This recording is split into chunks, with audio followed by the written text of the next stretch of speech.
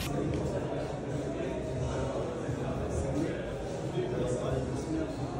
avait ce titre Imitant les Schtroumpfs, la ville de Smurf aux États-Unis. Et du coup, en France, on parlait de Smurf.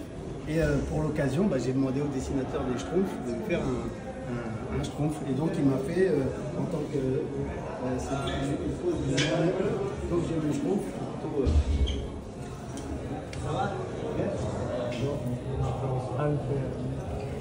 Et voilà, donc. Et donc là, c'est les New York City Breakers. En 84, ils avaient leur agent, Michael Oldman, qui a une émission que je reprends là, qu'on a traduit en français. Nous, les New York City Breakers, considérons les Jeux Olympiques comme notre avenir. Nous voyons le breaking comme un futur sport olympique et nous sommes les pionniers qui feront de ce rêve une réalité. Signé par tous les New York City Breakers. En 84. Ah oui, la même année. Voilà, 84. Et c'est pour ça que là, cette année. Voilà, c'est ça, 40 ans après. Voilà. Et c'est pour ça que j'ai mis la torche de Los Angeles 84 avec une photo des New York City Breakers avec cette tenue. Voilà. Vraiment, ils se démarquaient par rapport à ça. Ils étaient dans un mode sportif, à la fois culturel, mais voilà, ils étaient dans cet esprit. On va rentrer aux Jeux Olympiques, on va aller défier les gymnastes, on va aller. Voilà. Et donc, en 84, voilà, c'est le petit clin d'œil avec la torche de Los Angeles. Et ça, c'est une photo de Martha Cooper. Et là, au milieu, c'est Michael Oldman qui était l'agent de ce groupe-là, qui a écrit le livre Breaking. Là, on va parler d'un autre spot super important pour la culture, c'est le terrain vague de la Chapelle. Et c'était un des premiers spots. Normalement, j'ai la musique, ça me dérange parce qu'elle n'y est pas là. Mais c'était un lieu au milieu des années 80 à Paris, où on voit vraiment que ça démarre dans un terrain vague. Il y a des graffeurs, des rappeurs comme Johnny Go, là c'est J1 en graphe. Là, c'est DJ Dynasty, il y a les breakers, et DJ Dynasty et DJ Joe. Et ils mixaient sur les platines des MK2. Et c'est ces platines-là qui étaient utilisées au terrain vague. Donc là, on a vraiment la pièce. Voilà, mais c'était vraiment celle qu'ils utilisaient. Celle-là, là, qui est sur la photo. Les platines du terrain vague de la Chapelle.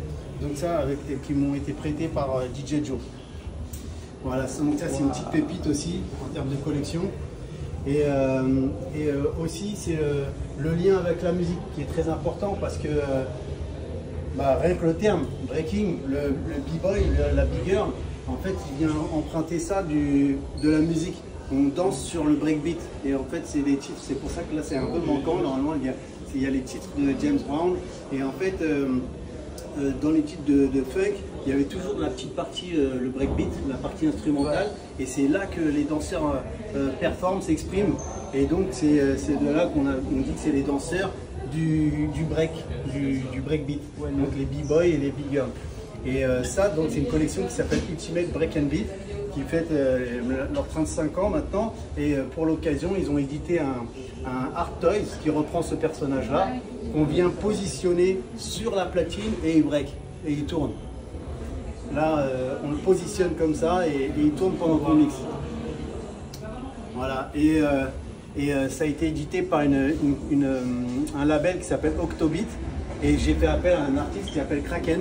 Donc c'est aussi le lien à chaque fois avec la culture. C'est voilà, c'est Octobit. Et là, il y a quelques photos ici de Buenos Aires, justement, de la compétition aux Jeux de la jeunesse.